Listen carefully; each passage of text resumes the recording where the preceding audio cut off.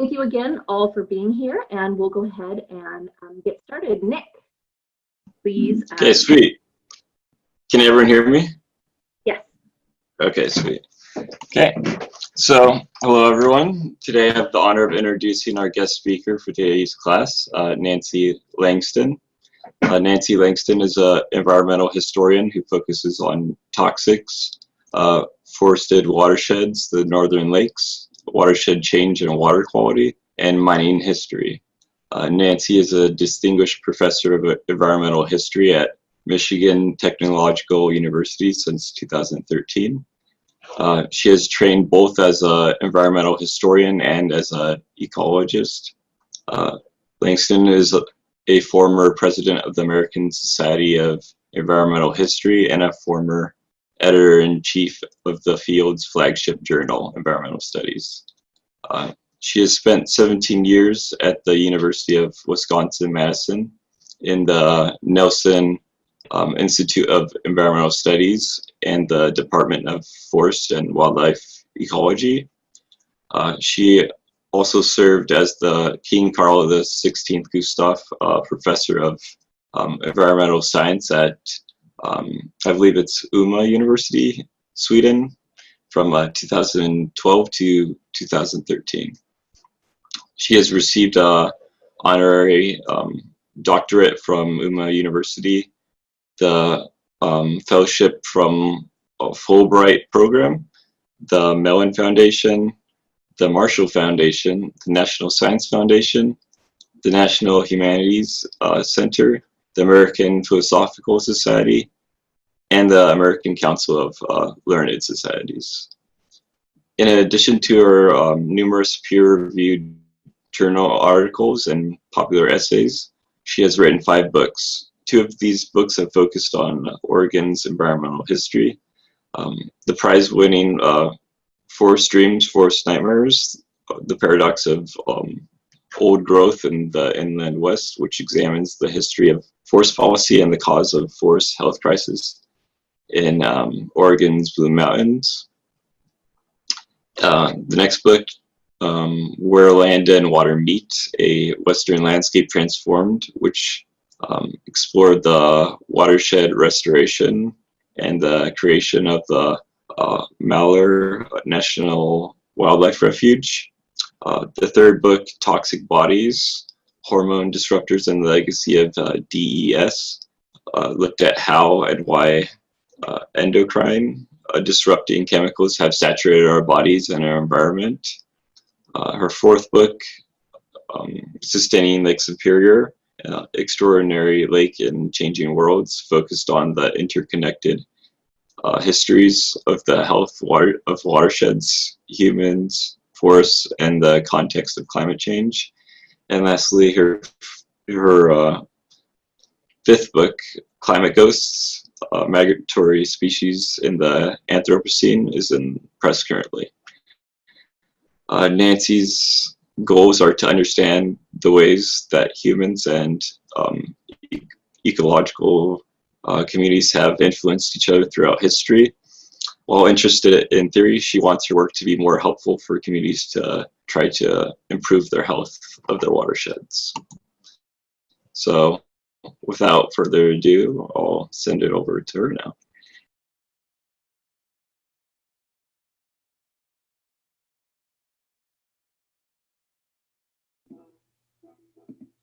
So thank you so much. I can't see you at the moment. Can you still see my head? Am I still a talking head plus a slide? You are for me. Great, awesome. Okay, so I want to talk about Malheur National Wildlife Refuge, which I'm sure some of you have been to because it's not that far from Boise. And Malheur is, until 2016, was a pretty obscure place. When I told people I'd written an environmental history of Malheur, they're like, what? Was that in France or something? But in 2016, let's get the slides to go forward. In January 2016, Malheur briefly became quite infamous. And that was when a band of militant extremists chose to occupy this pretty obscure remote refuge in Harney County, Oregon. And they were decrying federal control over the West, which they said was illegal. They called upon local ranchers to help them cast out the federal government. But something really surprising happened. Something really surprising happened. Not a single local rancher chose to join them. When the militants actually begged locals to come to a ceremony and rip up their federal grazing leases, only one lone guy obeyed, and he came from 1,300 miles away in New Mexico. So the militants claimed that Malheur Refuge symbolized federal tyranny over Western lands. But ironically, for many locals, the refuge has come to exemplify just the opposite: community-based collaborative partnerships. So in recent years, a collaborative group called the High Desert Partnership has brought together ranchers such as Georgia Marshall and Paiute tribe members such as Charlotte Rodrigue and other leadership members within the Paiute, who have come together to try something very different. Rather than top-down, centrally controlled management of public lands, what they're trying to do is to bring together local community members from across the spectrum, from ranchers such as Georgia Marshall, whose family has been grazing livestock in Malheur Refuge for 3 generations, the Paiute tribe, who've been in the region for 13,000 years, and also environmentalists and public lands scientists from around the globe. So Georgia Marshall and Charlotte Rodrigue came together and they addressed a packed town hall meeting at the beginning of the occupation. And they said together, you know what, militants, Bundys, it's really time to go home. They said, quote, I've seen the progress we made in this community compared to what we went through years ago when we just couldn't get to talk to a refuge manager. They just wouldn't return our calls. But now we have an organization here that stands up for us. It's called the High Desert Partnership. It takes the time to listen to what all of us here have to say. We have a refuge plan that's unprecedented across the United States. So let's not destroy what we're doing because we think we have to make a stand for everything wrong that happened in the past. Georgia and Charlotte together said, we're proud to be here and we're not going to let these militants be the face of the local community. We have a right to speak up for ourselves. So what I want to talk about today is spend a little bit of time talking about Malheur's history, spend a little bit of time talking about collaborative conservation, and then hopefully have a discussion, which is probably part of your much larger discussion, about what's the future of public lands in a country that's becoming more and more fragmented and divided. So a little bit about Malheur. Malheur is in Eastern Oregon with nearly 188,000 acres. They provide really diverse habitats along what's known as the Pacific Flyway for up to 25 million migrant birds. It's really one of the jewels in the Western refuge system. So 187,300 species of birds use Malheur, and it's absolutely critical habitat along the Pacific Flyway. And much of the Great Basin was once stopover habitat for migratory birds that had very long migrations and needed to rest and fatten up on their long journeys to and from the Arctic. Now, however, when you look at the Great Basin and the Central Basin, the majority of those wetlands have been lost to agriculture, shopping malls, highways, impermeable surfaces. And it's even worse since the photo on the right, which is from 1990. So Malheur's refuge is interconnected waters, starting from the snowy peaks of Steens Mountain, going down to the Blitzen River and to the wetlands, had become critical habitat in the high desert in a way that historically it probably wasn't. So just a few images of the wetlands here. If you look hard, you'll see my old dog in some of these. There's the Blitzen River Valley, and you can see the changing mosaic. So wetlands, healthy wetlands are never stable. They're constantly shifting across the landscape. A healthy wetland spends part of its life very dry, part of its life very wet. There are annual fluctuations, daily fluctuations, decadal fluctuations, and fluctuations over millennia as well. And those changes, that variability, the rivers moving across the landscape, sometimes flooding, sometimes drying out, are really core to their value for birds, for mammals, for fish, for amphibians. But it's something a lot of people have found a really hard time dealing with. So Malheur has long been an oasis in the high desert, and if it were lost to conservation today, it could be quite disastrous for entire populations of waterfowl, sandhill crane, shorebirds. And what's interesting is, given the avian abundance in Malheur now, it's really hard to imagine how desperate things were in the early 1930s, when severe droughts all along the Pacific Flyway had dried out many wetlands, and many of those wetlands had already been reduced by 3 decades of federally funded drainage and reclamation. So by 1934, the continental waterfowl population across all of North America had dropped to a low of 27 million birds. And that sounds like a big number, but it's really tiny. So for example, only 150 egrets remained.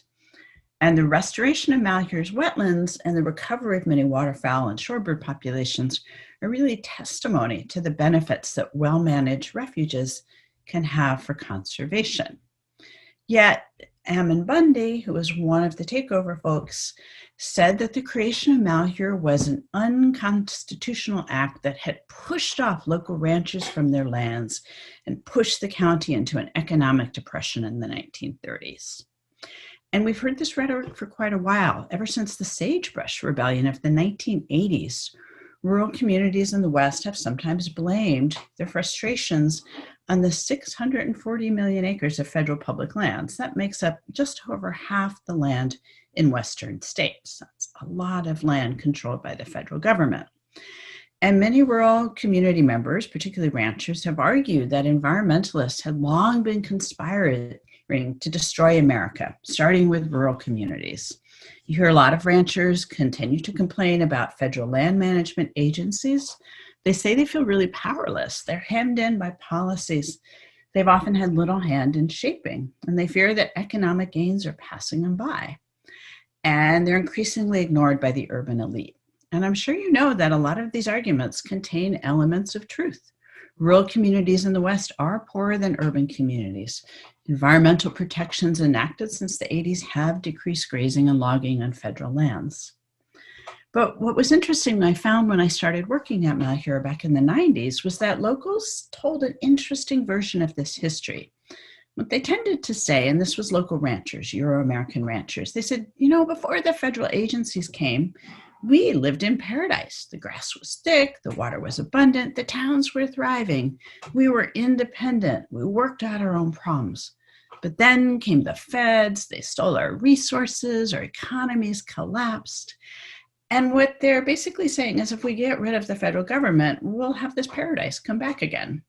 But the problem is this version of history bears pretty much no resemblance to what actually happened in the past. Before federal agencies came to Eastern Oregon, enormous ranching operations out of California were monopolizing hundreds of thousands of acres of rangeland and water. Irrigation developers had gotten control of much of the water. Cattle barons were controlling the grass and the riparian areas. The Paiute had been violently dispossessed, and squatters were locked out. Tensions were at a boiling point. So what I'm going to argue today is rural Western communities are indeed often suffering, but their cause isn't the federal wildlife refuge system. Conservation of bird habitat wasn't what led to economic devastation, and refuge lands weren't stolen from local ranchers. And if any group, has prior claims to the refuge, it's the Paiute tribe. So for at least 13,000 years, what eventually became the refuge had been home to the Paiute, who used riparian areas, modified riparian areas, adapted to riparian areas in many, many ways. But after a brutal army campaign against them led by General Crook, their reservation lands became the core of what eventually became the wildlife refuge. So they signed a treaty in 1872 agreeing to a 1.778 million acre reservation, and they were very careful to retain ceded territory rights to hunt, fish, and gather over essentially the rest of Southeast Oregon and parts of northern Nevada as well. but that didn't protect them from violence. They were quite violently dispossessed in 1878 when California ranching corporations moved onto their lands right on the reservation where they were supposed to be protected. There was an uprising of the Paiute in 1878, which was very violently put down. And the so-called Trail of Tears, they would march through the snow over 350 miles to the Yakima Reservation in what's now Washington, and the Yakima were their former enemies. So this is a picture of Sarah Winnemucca, who is a Paiute writer and advocate, and her book is still a really powerful narrative of these years. So at that point, that was when the cattle barons took over Paiute lands, both on and off the former reservation. Homesteaders, however, were not happy about that. So homesteaders and cattle barons began to fight for control of the rangeland. This shadowy guy on the right is one of the very few existent photos of Peter French, who became one of the West's most powerful cattle barons. Peter French had come from California just as a worker, but he consolidated his holdings in the valley until he gained control of nearly all the water sources and riparian areas in the region. But at the same time, homesteaders were also trying to lay claim to these landscapes, and conflicts soon erupted into violence. So, for example, first arsonists tried to ruin Peter French by burning down his hay. Then the day after Christmas, 1897, a settler named Ed Oliver came riding up and shot him in the back, killing him. But the jury in town was made up of townspeople and homesteaders, so they let Ed Oliver off for shooting an unarmed guy in the back. So just to give you a sense, things were tense at that time. So at that point, his cattle empire along the Blitzen passed into the hands of speculators who decided ranching wasn't going to pay them enough. They decided to subdivide the holdings to sell them off as fertile agricultural parcels. So basically, this was sagebrush uplands, and they're like, you're going to make the desert bloom. You've heard this around Boise as well, I'm sure.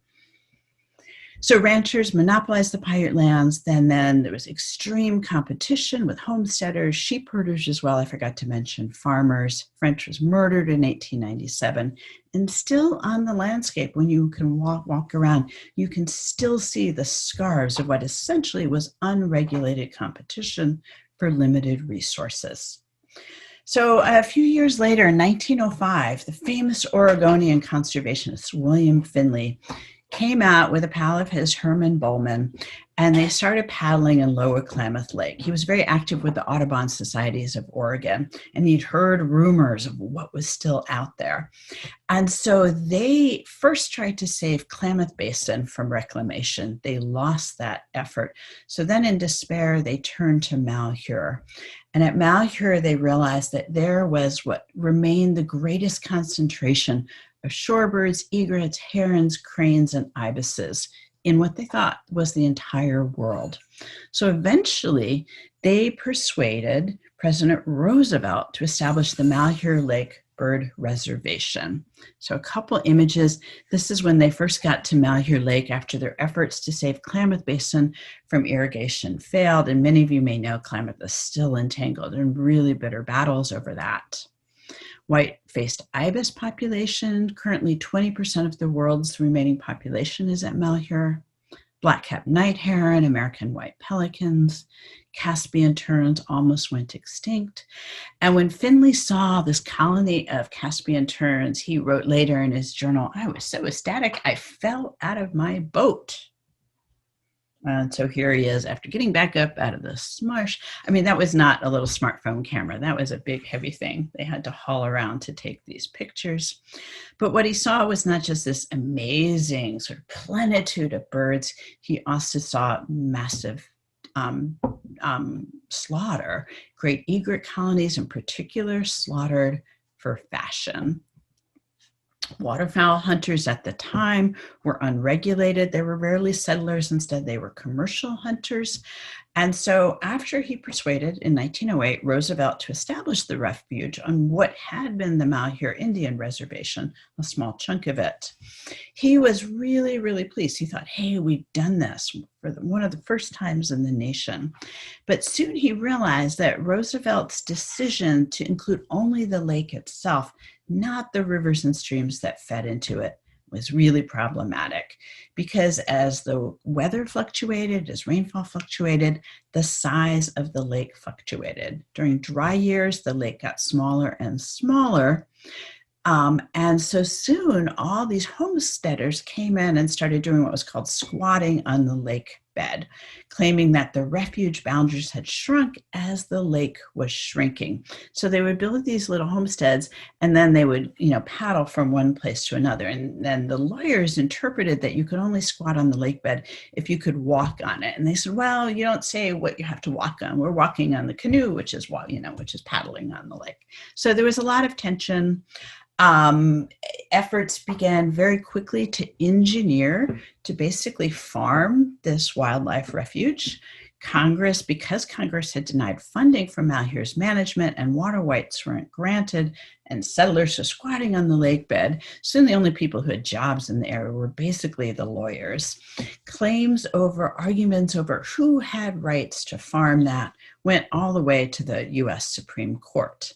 And at one point in the 1920s, decades of these battles, as the refuge was shrinking and shrinking because of drought and because of squatting and drainage, the state of Oregon stepped in and said, we're going to solve this. We are just going to turn the refuge into farmland. Who needs a bird refuge? As they said in this one advertisement, what's best for Oregon, the baby or the bird? Vote for the baby. And what was really interesting is at this point, the settlers who hated the cattle barons, had hated the refuge, they said, wait a minute, the state's going to turn this into farmland and give it all to the rich guys. And so they said, you know what, maybe your interests are more closely aligned with pelicans than they are with cattle barons. And so they aligned with the refuge to block the bill, ironically enough. And a couple years later, at that point, things had gotten a little harsh. This was an image of, it was dry. This does not look like a wetland to most people. And conservationists realized that they needed to protect the rivers and streams that fed the wetland, not just the lake itself. And so they got emergency funding from the Federal Emergency Relief Program during the Great Depression. Willing sellers in the area, who were mostly the squatters, not the ranchers, received $675,000. Nobody was forced to sell. The sale didn't impoverish the community. And at this point, the homesteaders who had been really impoverished got enough money to set them up as cattle ranchers elsewhere in the valley. So most of the wealthy ranchers now were actually these impoverished settlers who got money from the federal government to set up their ranches. And so the new refuge manager came in and said, this is awesome. Now what do we do? Nobody had any idea how to restore a wetland. It had never been done essentially anywhere in the world. John Scharf had grown up locally. He'd been a rancher. He had the trust of local ranching community members. So they said, well, what are we going to do? Ducks are about to go extinct. We got to do something. So they said, let's engineer a duck hotel. And so they borrowed techniques from reclamation engineers and from ranchers and said, we need to move water over the land, make the dry land wetter and the wet land drier. And so they did that, and they spent decades with CCC labor, constructing manure dams, doing experiments. They dug canals. Now a restoration ecologist would look at that with horror, as it's a straight channelized canal. It's basically an engineering marvel, but it doesn't mimic a natural wetland. But at the time, they thought what's really important is to get water over this land. So they dredged the Blitchen River. They flooded the meadows. This is a before and after. This is just, the top is March, the bottom is May. And you can see they got some really amazing results really quickly. And they were constructing wetlands. I don't know if you can tell, those little dots are cattle, but they made man-made water areas where waterfowl romp, and surprisingly, cattle also did pretty well. Some real initial successes in restored wetland habitat. They started to see pelicans returning, long-billed curlews, sandhill cranes, which again were almost extinct, now they're common. But there were some incredible complexities. Predators began to come back in. There were lots and lots of muskrats and beaver that had originally helped create the wetlands they were trying to restore, but now got in the way of restoration because they dug up the channels and ditches. Then they're like, oh no, all these willows are coming up, phreatophytes, woody vegetation in the creeks. And so they thought, well, we've got to get rid of them, even though they're really essential in wetland habitat, but in a restored wetland, they can really get in the way. And it also made it hard for people to hunt and for cattle to get to the creeks. So this is like aside, but note the protective gear that guy is using. He's spraying Agent Orange, basically a combination of 2,4-D and 2,4,5-T. And they sprayed 8 times a year, these creeks and riparian areas, trying to control woody vegetation with no protective gear. And ironically enough, more Agent Orange was used by the wildlife refuges during this era than was used by the Army later. They also had a problem with invasive species coming in to the restored lake. And so they thought, we got to get rid of these. And this is a whole long story I won't go into. They tried over and over and over again, spreading rotenone and other poisons throughout the system. They'd think they succeeded, and then 10 leftover carp would become millions of carp. And that currently is the biggest challenge for wildlife refuge management. And grazing was also an incredible complexity, because John Sharp wasn't given any money to manage and restore his new, refuge. So he had to figure out some local receipts, some local revenues. And he thought, well, friends with these ranchers, they really need grazing. It's the Great Depression. We'll restore some meadows and uplands, and then we'll allow cattle to graze it to bring in money, a source of revenue for years to come. And initially it was really successful, but then soon there were more and more and more cattle in the refuge. And by the 1970s, 4 decades later, biologists and environmentalists became incredibly concerned about grazing on wildlife refuges across the West. So eventually the scientists, not so much the environmentalists, succeeded in reducing some of the grazing leases on the federal refuge lands. And violence erupted. Some of the environmentalists were hanged in effigy in the local communities. Some environmentalists use a lot of really violent rhetoric. There were death threats against federal employees. Some of the Bundys, who later became, not the Bundys, the Hammonds, who were local ranchers, got mixed up with all this. And it was a really, really tense period. So all this is a key part of the local history, but this kind of history of conflict and violence is not the only history it's important to recognize in the basin. And in fact, several times in the past, community members with very different perspectives have managed to come together to negotiate better futures for their community. So, for example, in the 1920s, when poor homesteaders worked with conservationists to save the refuge from irrigation drainage, that was a really important example for the current people coming together now. In the 1990s, the Paiute tribe, ranchers, environmentalists, and some of the local federal wildlife refuge superintendents began to work across their historic boundaries that had divided them. They began to collaborate on innovative grazing plans to restore bird habitat while also giving ranchers a lot more flexibility.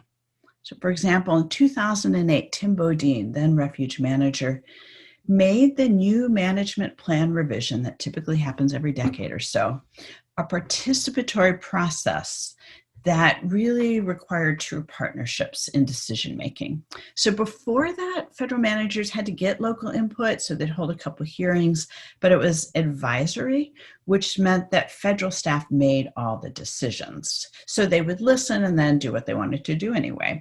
So rather than having this happen again, rather than having just a few staffers write a traditional management plan informed by really good science, but maybe not by ranchers' needs and Paiute needs, Tim Bodine started a true collaborative effort with the Paiute tribe, with local ranchers, with local conservation groups, and state and federal agencies. So it took him 5 years, but after 5 years, they created what was known as the 2013 Comprehensive Conservation Plan. Not a very exciting name, but this plan was a real landmark. It guides management of the refuge for 15 years. Sustaining stopover habitat for millions of migratory birds, but also sustaining rangeland resources for local ranchers. So the plan uses some really innovative techniques. So for example, grazing is still allowed, but now it's used as very intensive rotational grazing to actually control invasive species, invasive plants that are threatening the refuge. So since ecological conditions are constantly changing, the group has come up with ways to actually make monitoring change in response and make management change in response. So essentially, the plan is treating grazing, carp control, invasive species control, all management as a series of experiments, testing to see what strategies work, what strategies don't, and then changing management plans in response. And it's that second part that's really hard because that needs a lot of flexibility. But that can be really frustrating for people trying to decide how much to invest from year to year in their businesses, ranchers in particular. So the flexibility, however, addresses a real frustration that locals have had with local federal lands because they fear that decisions have become bogged down in rules, environmental regulations, Army Corps regulations, litigation, making even tiny changes take years to implement. So what was a really key innovation they pulled together was that they said they got agreement, consensus, that all the groups involved agreed not to sue each other for 10 years, that they would, just hold back on lawsuits and move forward together. And it was hard to get buy-in with that from all sides of the aisle, but people eventually agreed. And that's been really key to this sense of being able to make real experiments and being able to be flexible. And, as you read in one of the articles I wrote, 30 years ago, these collaborations were really rare. I first moved to the West in 1986 to work on a federal wildlife refuge in Arizona, Martinez Lake. And we thought cattle were the enemy of wildlife. And in many ways, they were at the time because we hiked along streams that hadn't been fenced. Herds of cattle were going down to the riparian areas to drink and hammering those riparian areas. Cowpats were everywhere, and cattle manure is an incredibly useful resource, but it can also be really problematic if it's in the wrong place. Dirt loosened by cattle hooves was sliding into the water, clogging fish gills. Red band trout were in trouble. In the uplands, cattle were trampling bird nests. Erosion from their hooves was really encouraging cheatgrass, star thistle, other invasives. But the problem was when we saw some bad grazing practices, we tended to blame ranchers rather than just the careless few. So to heal the resource, we practiced top-down conservation. We implemented programs that were developed thousands of miles away. And sometimes this was really effective, and sometimes it just led to conflict. So all this really had to change. Come on, computer, work. Sorry, don't mind me. My computer just got tired of working. Okay, so Malheur Refuge success at community-based conservation has actually sparked change not just at Malheur, but across the region. So one example is the Harney Basin Wetlands Initiative, which works really closely with the County Restoration Collaborative and works also really closely with something known as the Sage Grouse Conservation Partnership and the High Desert Partnership. So what this means is people have realized that the birds are connected to the cattle and that the high desert is connected to the wetlands, that all these different ecosystems are interconnected. So a lot of you have probably heard of sage grouse. They were once really abundant across the West, but they're in real trouble right now. The spread of invasive weeds fueled extremely intense fires that destroyed grouse habitat, encouraged juniper expansion. Juniper is native, but when it expands after changing fire regimes, it's really a problem for a lot of species. So managers, tried hard to suppress these cheatgrass fires, and they were successful, but that meant juniper, expanded and other conifers expanded. So they do one thing and another thing would happen. So fires, invasive species, juniper weren't good for grouse, and they also weren't good for ranching operations that really relied on healthy native grasslands. And ranchers began to really worry that if sage grouse were listed under the Endangered Species Act, they would have new regulations that would make it even harder for them. So at this point, these conservation partnerships led or given inspiration and funding by then Secretary of Interior under Obama, Sally Jewell. They brought together under the High Desert Partnership 53 acres who were managing over 300,000 acres of private lands, but also relying part of the time on public lands. And they said, we're going to put together innovative practices Tom Sharp, who was one of the ranch leaders, said, "We started saying what's good for the bird is good for the herd." So they began to agree to take steps on private land to protect grouse, remove invasive weeds, uproot junipers, and that would allow ranchers and federal agencies to collaborate on public lands to also control fires, restore native grasses, and to create better habitat both for cattle and also for native species. And this was really incredibly successful for a while. The agreement helped convince the Interior Department to hold off on listing sage grouse under the Endangered Species Act. And unfortunately, right now, the whole thing is on hold because of current administration preferences. But as frustrating as some of the ups and downs can be that end up depending on politics from far, far away, it's still the core of what we call pragmatic adaptive management. And these are management policies that are based in part on the philosophy of American pragmatism, which for over a century has recognized that no one group has absolute truth or perfect knowledge of how ecosystems function. So what pragmatism, which developed from John Dewey, does is to try to move away from ideology and use instead an iterative process based on the scientific method and on the recognition of uncertainty and change. So it's a collaborative process that yields new information about ecological systems, but also about human economies. And then it applies that information to develop policies that can be flexible, that can respond to changing knowledge about a changing world. So it needs funding from a DC office thousands of miles away. It needs good science, changing science, but it also needs people who live on the land, who work on the land, who pay close attention to local conditions. And it tries to address three big questions. So how can we bring broader ecological perspectives into what really often has been single species management? Because there's always one species about to crash that you focus your effort on. How can we bring flexibility into management that responds to changing conditions? And how can we bring community needs, community knowledge, and community perspectives into management of federal lands? So in the past 25 years, conflict over public lands has been really divisive, but at times it's really forced groups across the West, as their power changes, to embrace a political process in which they have to jostle with people from different perspectives. They have to argue with each other. They eventually have to listen to each other. They have to modify their actions and beliefs. And this process has really nudged federal agencies and community members towards some better solutions than they could find on their own.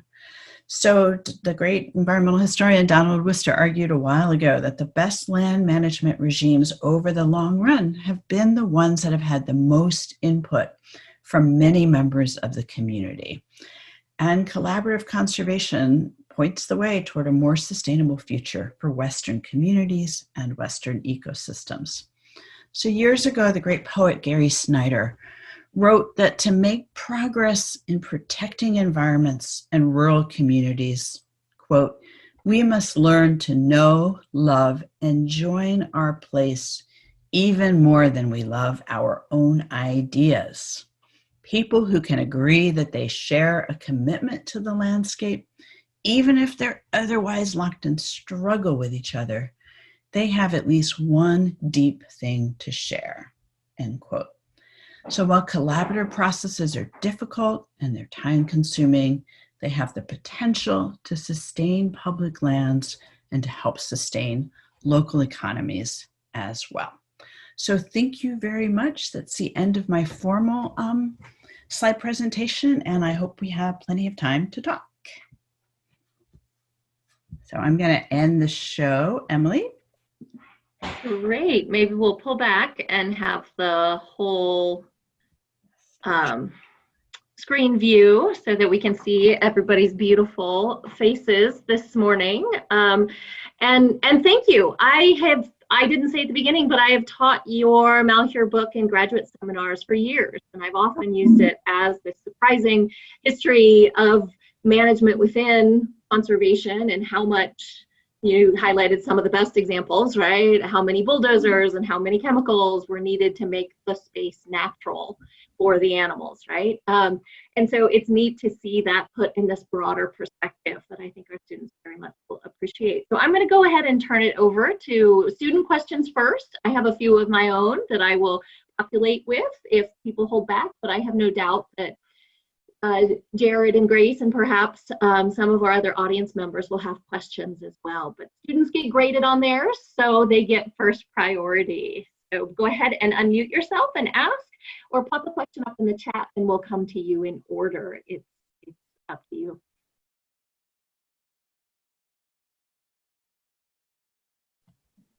Looks like there's one question in chat from Daniel. I don't know if you want to say Go that. ahead and ask it, Daniel. Yeah.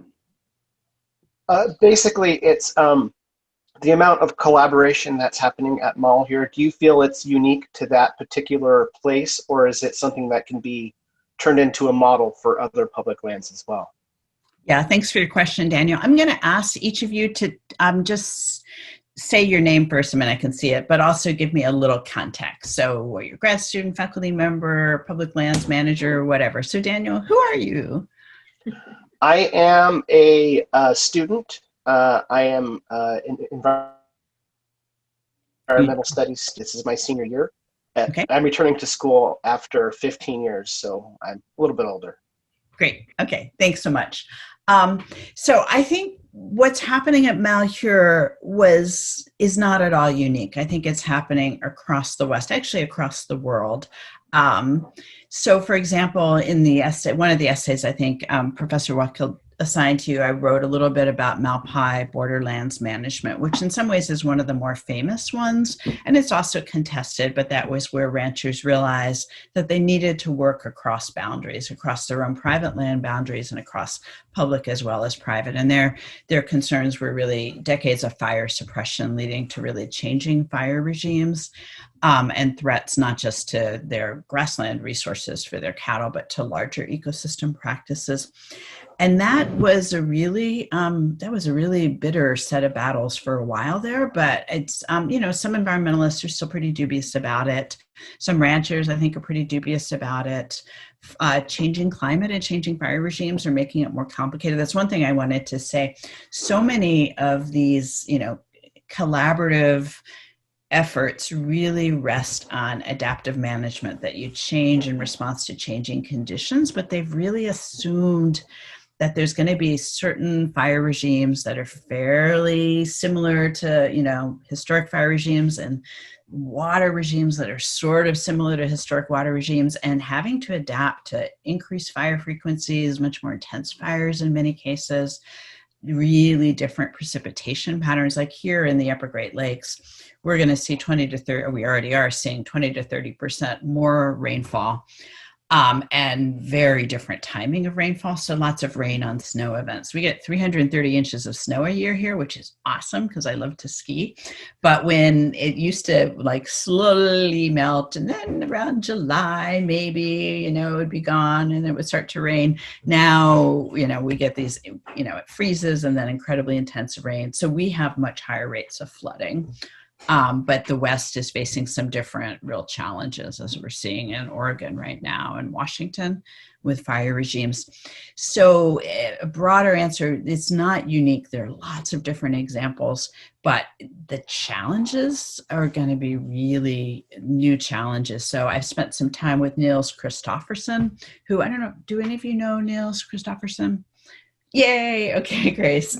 Yeah, he's pretty awesome. He's one of the coordinators for the Wallowa, collaborative, all these names, the Wallowa Project and the Wallowa Mountains. So a little further north, much more conifer, but also a lot of ranchers are part of that collaboration, but their concerns have really been over fire regimes. And, a lot of people, scientists, foresters, loggers have been really urging more forest management to try and reduce fire risk. And what that means is changing, as we speak. And it's, something needs to be done. Everybody agrees, because if you don't pull people together, you could really lose the forest, just as in Santiam Creek and Opal Creek last month now, a couple weeks ago. So that's a long-winded way of saying There are lots and lots of examples of really good collaboration, and they're all under stress right now because, the federal government can't do everything, but boy, they can't make these happen, but it turns out they sure can stop them from proceeding, as we found out in the past 3.5 years. Yes, excellent point. So I'm going to combine a couple of the questions that have come in to follow up on that, because Grace was wondering if there are examples of collaborative efforts that have failed. And Christopher, one of our students, followed up with that and asked if the Bunday occupation was a failure along those lines. So I was wondering if you had a response to that. Yeah. So I'm again going to ask people to tell me who they are real briefly. So Grace and Christopher, can you just give me a tiny bit of context for you? Hi, Grace. Good to see you again. Sure. Hi, Nancy. I am professor and chair of environmental studies at Western Washington University. And I've been interested in federal land policy my whole career. I've used your book in many of my classes. Yeah, it's great to see you. And just as a super quick side note, Emma Spencer-Norman says hi. Yay. I miss her so much.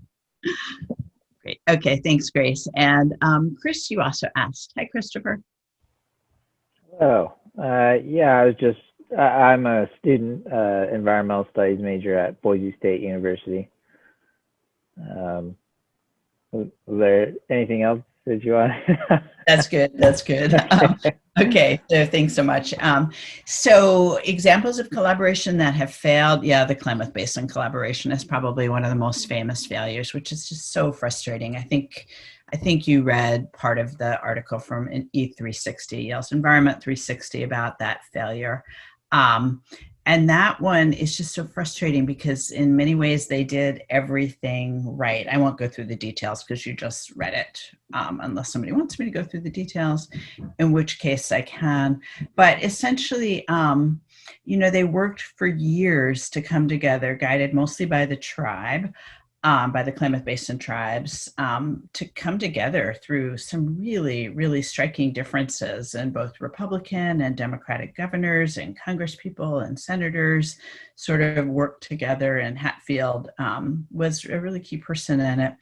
And then it just felt like at the last moment, there they were arguing over water rights and the dams and irrigation, and the tribes ceded territory rights to the fishing, which means rights to historic harvest, which means you can't manage the dams or the forests, to eliminate salmon because it's a guaranteed right that the tribes have had since time immemorial.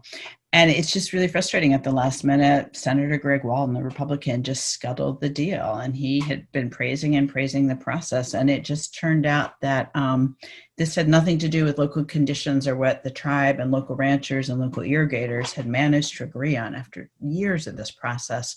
He had some of his colleagues say no dam should ever come down. FERC should not be allowed to, the big federal regulatory board for dams across the country shouldn't be allowed to ever take a dam down, no matter how economically destructive, how, much it was putting people into debt, no matter how dangerous. And that had nothing to do with local conditions or local people. And it was just really brutal to see that happen. So they'd hoped that after, Walden stepped down, then the next person would be willing to move it forward. It's been stalled for 3 years. So I guess I want to say collaboration is really important. Collaboration really needs both science to keep it on track, but it also really needs the threat of lawsuits. So for example, some of the initial collaborative efforts in the Malheur area were on trying to figure out what to do about red band trout habitat and wild and scenic rivers on the mountain, on Steens Mountain. So this was less high desert, but a little higher up. And many of the sheep herders' families had been or Basque heritage. The cattle were of other heritage, formerly homesteaders. And they were all fighting. And this was under President Clinton a long time ago. He finally said, you know what, Bruce Babbitt, who was then Secretary of Interior, you go out and, talk some sense into them. And so Babbitt got really involved. And he spent a while listening. He'd call these processes together that all come sit down together and yell at each other. And finally Babbitt said, you know what? this is stupid. You guys are just shouting at each other all the time. It's mostly men at the time. You folks are just shouting at each other. And he said, all you can see is what's wrong with each other, that you're enemies, but you have some common enemies. And they're like, oh, what are you talking about? And he said, what do y'all think about Californians? Everybody write down on a piece of paper what you think about California corporations coming and taking this land. And they're like, no matter how much they disliked each other, they dislike Californians more. It turns out a common enemy is really useful for focusing the mind on how you can find common ground. And they realized they did not want some very wealthy Californian individuals coming up and buying up the land. And they didn't want corporations coming in again and dispossessing them. So Babbitt basically said, if y'all can't come together and come up with some sort of plan, then I'll just make a decision. He said, I can just make this a national park if you'd prefer. And they're like, we don't want a national park. And he said, okay, I can just sell it to the Californians. And like, So that worked because they found a common enemy. And also the threat of lawsuits has been really successful. So the tribes have been incredibly effective at working ceded territory rights into really effective lawsuits and getting people to move forward and get out of being stuck and say, you know what, we may not like each other, but we like lawyers and court cases even less. So I'm not sure which question I was answering, but that's okay. Lessons learned from failures, the Bundy occupation. Boy, that's another example of a big outside conflict just sort of settling on this random place. It was just, it was partly focused on the Hammond family, and I'm not going to get into the details about who the Hammonds were and why people were so angry. There was a lot of tension on all sides. I have my own particular perspective on the Hammonds because of some encounters with them that weren't very pleasant 20 some years ago, but they're also really respected members of the community. They could be very violent with refuge staff at times, but then they said they learned from that. But be that as it may, they had set some fires. They were really frustrated that the federal refuge was continued to suppress fire, was not setting light fires, which it should do ecologically. But it was a very intense fire season, so they went and set some fires on refuge lands right underneath a fire crew of college students, which could have killed them pretty easily. So it was ecologically maybe made some sense in terms of safety and, the reasons people set things up. Anyway, so the Bundys felt really bad about how the Hammonds had been treated after that. And so they came in thinking they'd be heroes among the local ranchers who were really furious at what had happened to the Hammonds after that fire incident. But so in some ways, the failure was that the Bundys it was a failure for the Bundys. I hope what we can learn from this is try not to have these local Western spaces become the sort of flashpoints, or the examples for distant conflicts. There's a term for that, not synecdoche. What's the term for that, Emily? There's a term for when something begins to stand in. Anyway, so basically people are fighting each other over these poor sage grouse. The sage grouse have nothing to do with it. The local ranchers and Paiute have nothing to do with it. But it's like these big national conflicts all of a sudden become projected into this one little place. And that's a failure. Yeah. So does one of you want to go through these questions and choose the ones from students? Because I don't know who's a student, who's not. Or shall I just work my way down the chat? No, I'll help you with it. I wanted to see if there was a student that wanted to ask one of their questions and maybe give the context of it as you've asked for, give a little bit about why they're thinking that question and bring it up. I think Brendan, Nick, and Leif all had some really good questions in there. Alyssa, you had one in there too. I can go. Thanks. Whoa. Okay, so I was talking about how Tell us who you are first. Huh? Sorry, give a brief intro of who you are. She knows you, I guess, because you did the intro. My bad. Just for form. Yeah. Nick Hogard. Super senior at Boise State and environmental studies major. Yep. Yeah. Great. Thanks. So, my question was So what we saw like in the 30s, they're using like Agent Orange on all the like species to kill off the unwanted species. And I'm just wondering what they're currently doing now about it. Like if they're doing a much more like ethical approach to getting rid of the species, or like more environmental friendly way. Like, yeah, that's really the question. That's a great question. What was interesting about the effort to do phattophyte or willow control and other woody vegetation was that it was focusing on native species, and it's just that, you know, the reasons they were doing it were essentially it was getting in the way of their single species management, creating a duck hotel or single, you know, genus management.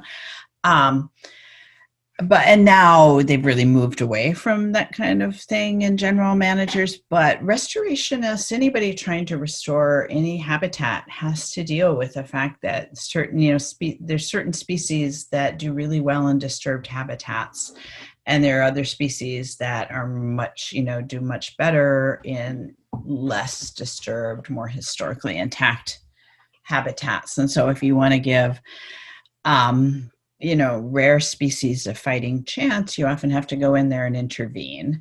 And you can do it with human labor. And there are all sorts of AmeriCorps projects going on here and out west where they go in and pull by hand native, you know, non-native invasive species. And then there are all sorts of examples where they aren't using Agent Orange anymore. 2,4,5-T has been banned for a while, but they continue to use 2,4-D. 2,4,5-T was banned because it had dioxin as a byproduct in the manufacturing process. But 2,4-D is, you know, still has potential to be quite toxic. It's a powerful hormone or endocrine disruptor, but it's still on the market. And, you know, used in small amounts, it's probably safe if you're careful. You know, applied from airplanes over vast landscapes, probably not such a great idea. So I have friends in the forestry school here who do a lot of wetland and forest restoration. And they feel, you know, it's really essential for them to use herbicides as part of these restorations, because otherwise it's just impossible to get enough labor. But, you know, I also do a lot of restoration on our few acres trying to get out spotted knapweed, which is a very invasive non-native species.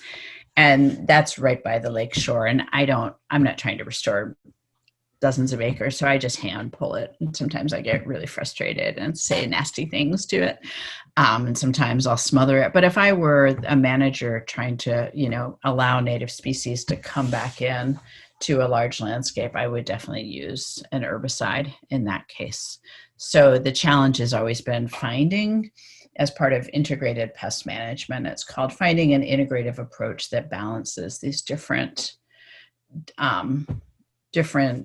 desires, you know, and to get away from native versus non-native, which is sort of a problematic idea, and think instead about species that are becoming much more abundant and pushing out less abundant species, which is how most of the restorationists are trying to think about it, if that makes sense. Because, you know, it doesn't really matter where something came from 100 years ago if your real goal is to, you know, restore habitat for species that are being pushed out. Nick might have asked this as well because he took the capstone on beavers with me in the spring. But I am curious what the role that the engineering in your historic pictures, you know, spoke very much to kicking them out. But I'm curious if in recent decades they've been a tool that managers have used, their restoration and introduction, now protection in the landscape. Yeah, that's a great question. I love beavers. You know, I'm a beaver believer, as Ben Goldfarb, you know, writes. I wasn't part of it, but, you know, I studied at University of Washington's forestry school, and, you know, Bob Naiman and other beaver ecologists were like really passionately arguing that they're really important. And yet when they are moved into a place where they don't have any natural predators, they can just become these incredible engineers. So I was in Patagonia once, down by Tierra del Fuego, and beavers were brought in, I think during the 30s, because the economy was really suffering, and somebody thought, hey, let's bring in some beaver. It'll give something for people to hunt and make some money, sell their pelts. And turns out local people were like, what are you talking about? We don't want to hunt these guys. And so now beaver population, they're just incredibly high in Patagonia because there are no natural predators for them and no human predators. And they build dams, I mean, just like swaths, unbelievable extents. These dams can go for kilometers. It's just phenomenal. And they're just, I'm sure they're happy as a clam because, you know, beavers are great clear cutters. And when they run out of forest, they're like, yes, let's go find some more. And they're kind of like my buddies in the Forest Service in the 1980s. It's like, yes. And so, but like right now, I'm working with some fisheries biologists on looking at coastal brook trout restoration because they're a form of brook trout. It's endless debates over whether they're really a species, separate species or not, but they're really big ones. And they're migratory and they go up streams and breed, spawn in the little tributaries, just like salmon, but minus the salt water. And then they come down to the big lake to get big and fat and they go back up. And they co-evolved with beaver because there were a whole lot of beaver here. This was the headquarters of Hudson's Bay Company and American Fur Company and, you know, every other big Northwest Fur Company. This is fur trade empire here. And we have really good records for how many beaver were here because they counted them every time they sold one. And so what happens is the fisheries biologists are like, we got to get rid of all the beaver here. Get them out. We're like, why? And they said, they're making it hard for fish to swim upstream where they need to swim. And they're like, well, the fish figured it out for 10 millennia. I bet they can figure it out. And they're like, no, there were no beaver here before people. It's like, well, actually, we have really good historic records. And they're like, wow, really? So that's an example of where environmental history has helped people think about, you know, how species may, you know, individuals may have evolved, co-evolved with predators or with dams or with beaver and think more broadly about what their goals are on the landscape. Those are great examples. Yeah, Nick did a great paper in my class with a partner on trying to reconstruct the populations in Idaho. Oh, cool. That must have been fun. I'd love to see that at some point. Yeah, some of those pieces. I'm going to go ahead and blend Leif and Alyssa's questions together, and they can correct me if they wanted to take it in a different way. But those are both students in this class, both environmental studies majors as well. And they wanted to know about the specific practices that led to collaboration, or Alyssa did in particular. And Leif was interested in knowing how it is that methods for encouraging collaboration at the local level might get us away from top-down collaboration. So both sort of about the practices of how this actually takes place. Right. And I see there, Alyssa, you also wrote about, you know, how do you make sure all shareholder voices are heard? Is it just some people that get heard and others don't? And that's long been a real challenge in effective collaboration because, you know, people have different amounts of power in a community. And for a long time, you know, certain individuals just got listened to a lot more than other individuals. And this is partly why it's really important to have, you know, healthier processes. And sometimes people like Niels Christofferson, who's just this amazing individual who, you know, has been a rancher for many years and a logger, but also has, you know, did some degree at Oxford or whatever, spent years in Zimbabwe or South Africa. I'm spacing out where exactly, you probably know, Grace. But anyway, he's just this, in many ways, a very charismatic figure, but he's also really good. He's been trained in collaborative techniques and trained in getting people to talk to each other. And the way he mostly does it, and what I've seen be most effective, is actually field trips. That when you're sitting in some nasty, stuffy room, it's like, but when you get out and just take people for a walk, it can be really powerful. One of the classic, you know, examples in my own, you know, I went in thinking the ranchers, when I was writing about Malheur, were the bad guys, always in the way, and the scientists were always the good guys because I trained as a scientist. And then, you know, I went on this one field trip to look at different restorations, and one of the fisheries ecologists was saying to a rancher, it wasn't Grace, I'm spacing out her name, but anyway, he said, look, what we want in this creek, it was a restored little riparian area. He said, what we want in this creek is, you know, old fish, but also middle-aged fish and young fish. That's how we know it's a healthy fisheries, you know, fish population. And she said, yep, but look at how old all the ranchers are here. We're all in our 80s. What we want is a healthy ranching population where you can have young people have some future on the land. And it was that, I was just some dweeb just standing there going, wow, look at that. But it was a really powerful moment realizing.